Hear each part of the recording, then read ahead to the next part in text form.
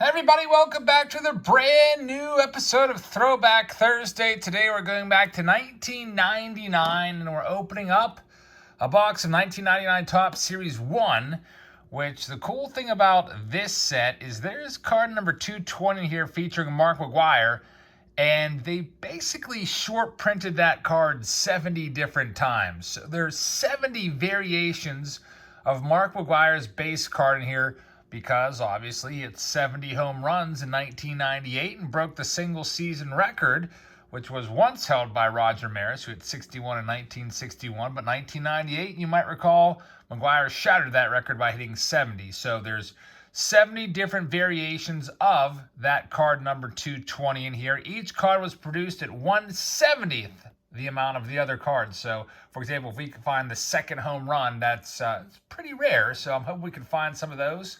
Now, this is a hobby box. You can see that Roger Clemens is on the front along with Nolan Ryan, and we're looking for MVP parallel game sweepstake cards. Also looking for Nolan Ryan reprints plus finest and refractors of autographs and autographs from 1968 to 1994. So that'd be pretty awesome. We can find a Nolan autograph. There's 36 packs in here.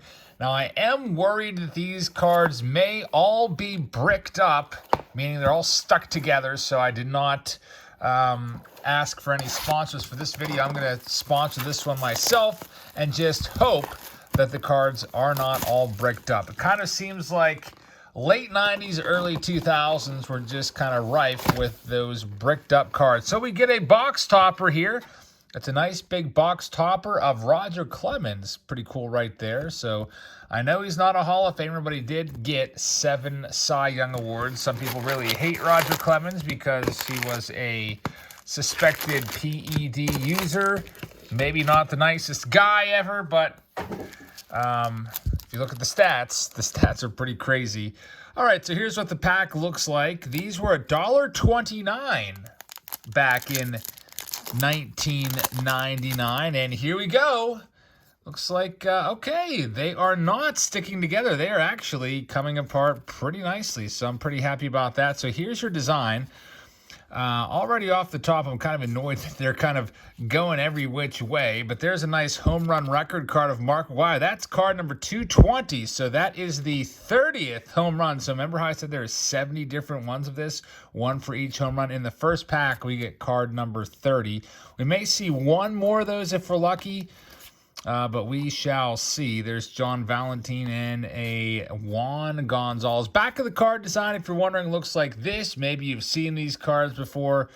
I was not collecting in 1999, so I don't have too many of these cards in my collection. There's Mike Mussina. He is a Hall of Famer. I got to take out the Hall of Famers. I should start doing that anytime I do a box of anything for myself. There's Jimmy Haynes. We got Walt Weiss. And we've got Eric Davis. I like this next card a lot. It's Mariano Rivera, who was one of my favorite players of all time. Still is. Gary Sheffield. I'm going to put him in the possible future Hall of Fame pile. 500 home runs. Maybe one day Gary will get in there. We'll see. Mike Lieberthal is the last card for you Phillies fans out there. Next pack up, I'm hoping that'd be cool if we could find an autograph. There's no guarantee of autographs back in the day, in the late 90s. Travis Lee was a great prospect in this era, by the way. Back in the day, there was no guarantee of any type of autograph in the hobby boxes, unfortunately. And we've got a Power Brokers insert card right there. Frank Thomas, very nice one right there. Power Brokers. These are roughly 1 in every 36 packs.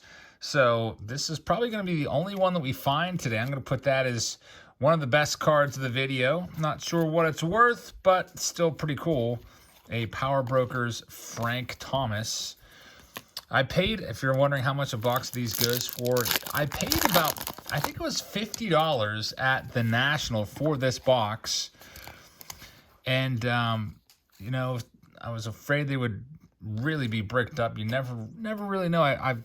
I once did a box of 2001 TOPPS looking for the Pujols and Ichiro, and it was a disaster. I ended up uploading it on Patreon, but I couldn't upload it on the main channel because it was an absolute, I think it took me like 40 minutes or 50 minutes to get through the box, just peeling every card apart from the other one.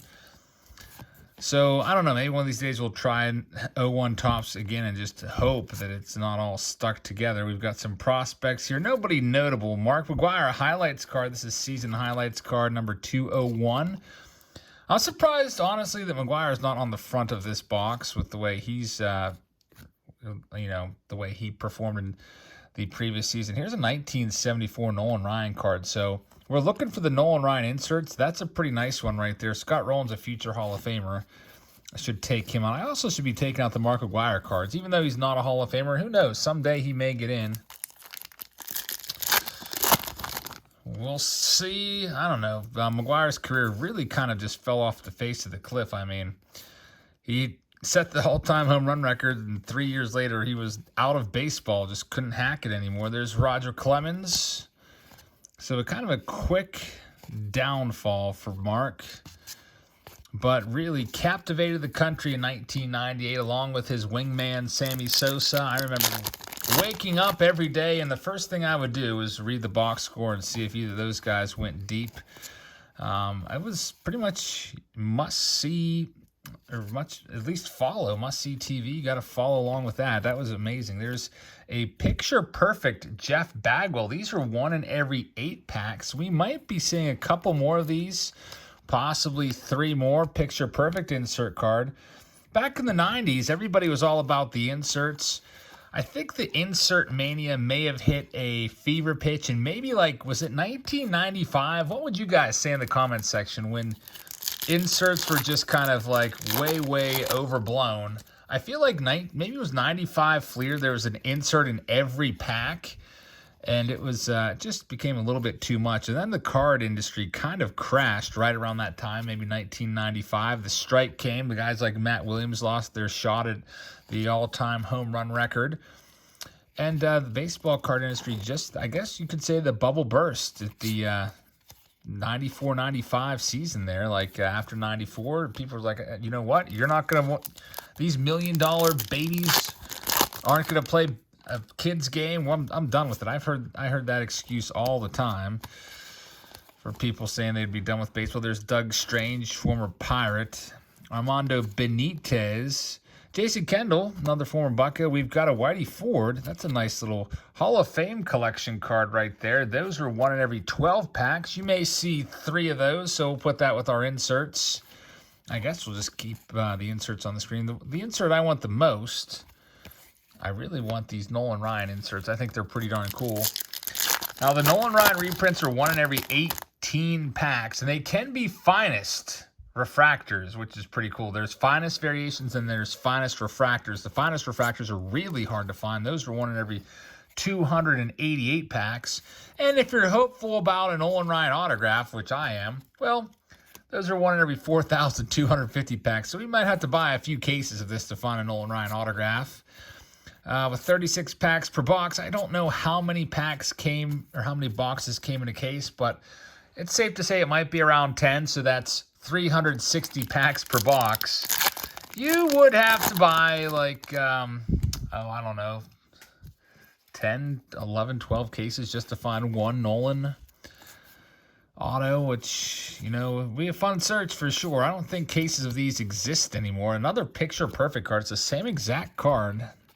What are the odds of that? I was hoping we'd have a different one, but that's okay. Nice Jeff Bagwell picture perfect. Jose Canseco running the bases there.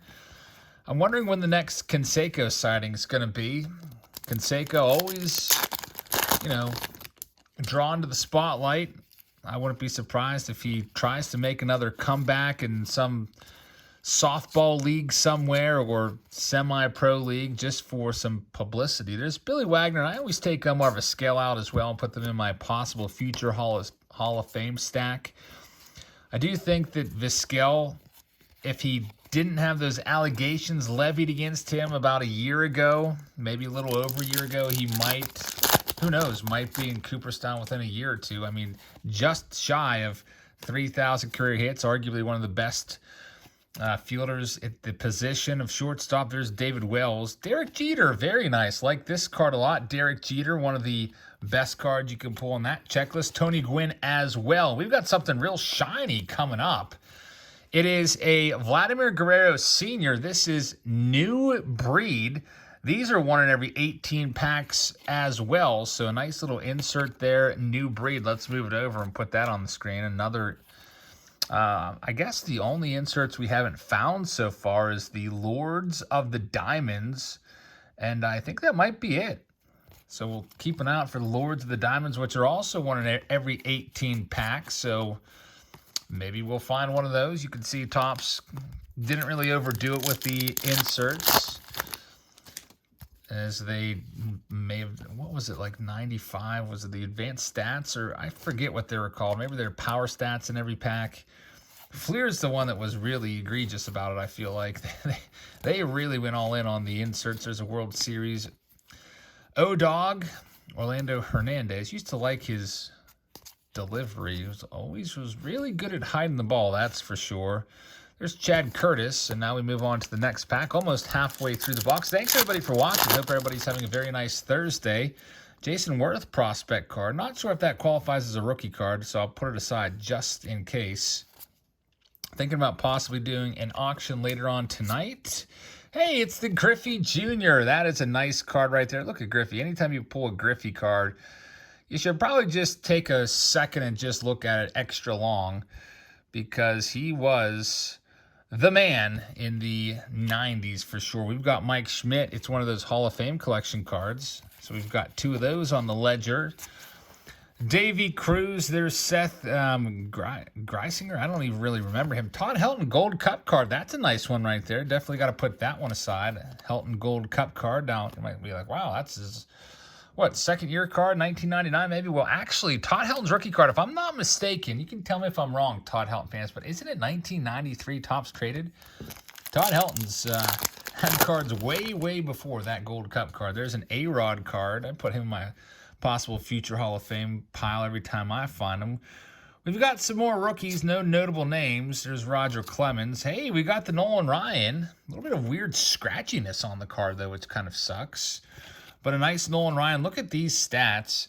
I like that they put his entire career on this card. He does get card number 34 in the set for his number. Look at all those strikeouts. Kind of crazy that Nolan Ryan never won a Cy Young Award. Even look, 169 earned run average in, what, 1981. That was the strike-marred season, and he didn't win the Cy Young somehow. And at age, who knows, in 1987, he was probably like 40 years old. 276 earned run average, leading the league with 270 Ks. But an 8-16 record's probably going to make some voters be like, there's probably other people better. Back then, it was all about wins and losses. There was really no analytics, really. It was just everybody was all about wins, losses, and RBIs, and those were the stats that they used to determine your worth. So Nolan with an 8-16 record was probably just kind of glossed over by a lot of folks who valued the win much more. But with a 276 earned run average, leading the league, and had it twice as many losses as wins. Is that really his fault? I mean, just ask Jacob deGrom. A couple years ago, deGrom won the Cy Young Award with, I think he only had 9 or 10 wins, and like what was it, 9-9 or 10-10. So we've definitely changed our valuation, or at least our opinion in baseball, of the win. It's more an indicator of the team performance or lack thereof of offense. This is the official halfway point of the video. It's the middle pack. Hey, there's Mark McGwire. This is card number 70, of course. McGwire, there he is stretching out. Look at that there, 70 home runs, a 752 slugging percentage. That's absolutely nuts. 162 walks. Barry Bonds would actually go on to destroy that record. Bonds would go on to walk, I don't know, 200 sometimes in a season or something like that. Absolutely craziness. All right, so we are halfway through. I'm going to do a super rip now to finish off the box. We found most of the good stuff. Otherwise, we're already at 14 minutes. This will be like a 30-minute video, and I try to keep the videos to 20 minutes if I can, but sometimes you just can't help it and have to go a little bit long. Some of those Mystery Box Monday videos, I mean, we've had, I think, 40, 50-minute videos before. All right, so let's see what we can find in this stack. And, by the way, I hope you'll check us out on Saturday. We've got a Saturday showdown coming up where the lowest numbered card gets all the cards. That's always a fun one. Kind of a little bit of a lull right now in the card breaking arena, as there's no new releases. I mean, I guess I could go back and rip some Allen and Ginter or something like that, or Chrome. But I've just been kind of taking it easy a little bit for a week. We've got another Whitey Ford. That's 3 of those bad boys. All right, so let's see what else notable we can find in this stack. Chris Gomez, always nice to see Greg Maddux and Edgar Martinez. Andy Pettit, put him in my maybe pile. Possible future Hall of Famer. Doesn't really have Jeff Bagwell's a definite Hall of Famer already in there. Andy Pettit's playoff stats were good, but not crazy good. They were pretty much right in line with his career averages. Picture perfect. Hey, we got another one. So there's our 4th. I don't know if we'll get another one of those. Probably not. You never know, though. We got plenty of time left. There's still a whole other stack left to go. Nice Juan Gonzalez. That is a Roberto Kelly, who was traded for Paul O'Neill. Roger Clemens, Juan Gonzalez. A lot of people thought that Juan Gon would have been a Hall of Famer. Look at all those home runs. He was doing pretty well, though. He's pretty much, can pencil him in for 40 dingers a year, but just didn't really, I guess, didn't get enough compiling stats, I guess, to really get in there. They've got a couple nice ones here. Roger Clemens and Trevor Hoffman, second all-time in saves, only to Marian Rivera. We've got the 84 Nolan Ryan, so that's a nice one. I like that one a lot. The older the card, the better, in my opinion. Hey, it's Mo. Very, very nice. The all-time single season, not single season, but all-time career saves leader. K-Rod's the single season guy. Gary Sheffield, possible, again, Hall of Famer. We're starting to see some doubles now. All right, let's see what we've got here. Lance Berkman Prospects card is pretty cool, as I get a low power notification on my phone. Hopefully we can wrap this up before the phone goes dead. That would really be a little bit of a downer. There's Pedro Martinez, one of the all-time greats. Brett Saberhagen. Derek Bell. Charles Johnson was a very nice defensive catcher. We got slamming Sami Sosa. I guess I should take his cards out too.